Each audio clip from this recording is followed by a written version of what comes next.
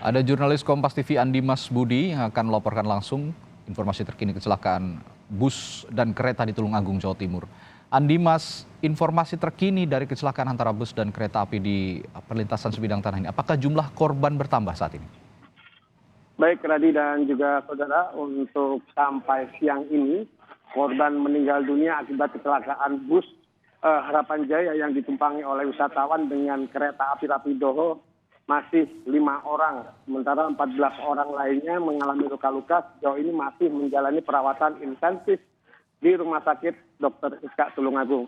Sementara sampai detik ini, petugas dari Polres Tulungagung terus mencoba mengevakuasi badan bus yang masih berada di lokasi kejadian. Seperti apa kesulitan, yakni adalah badan bus ini mengalami kerusakan parah di bagian depan dan belakang, terutama di bagian as roda, sehingga mobil evakuasi kesulitan untuk menarik ataupun memindahkan mobil yang bus yang berada di lokasi kejadian tadi.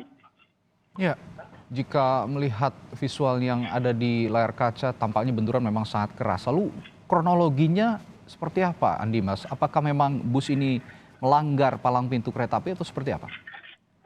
Betul sekali, Radi. Dipastikan memang kecelakaan ini terjadi cukup parah. Kronologisnya yakni ada 3 bus yang melintas di perlintasan tanpa palang pintu ini. 3 bus tersebut ditumpangi oleh karyawan pabrik plastik yang ingin berwisata.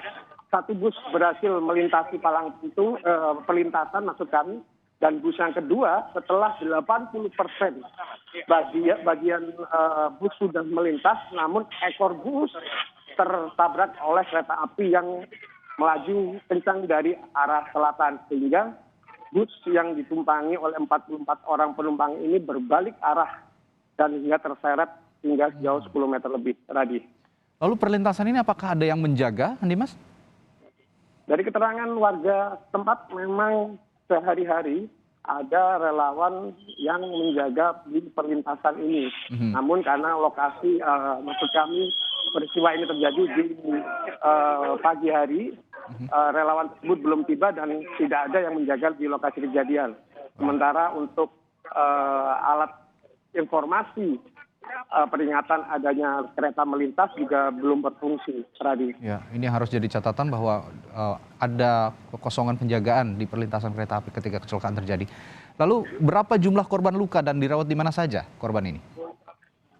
Untuk korban luka sendiri sejauh ini 14 orang lagi dan dirawat di Rumah Sakit Dr. Iska Tulungagung. Mereka mengalami nyeri dan juga sesak nafas karena mengalami benturan yang keras saat kejadian tadi pagi. Sementara itu memang dari informasi Daob 7 Madiun tadi, perlintasan tanpa palang pintu yang ada di Daob 7, yakni mulai dari Blitar, Tulungagung, Kediri, Kertosono, Nganjuk hingga Madiun, tercatat ada 110 perlintasan tanpa palang pintu.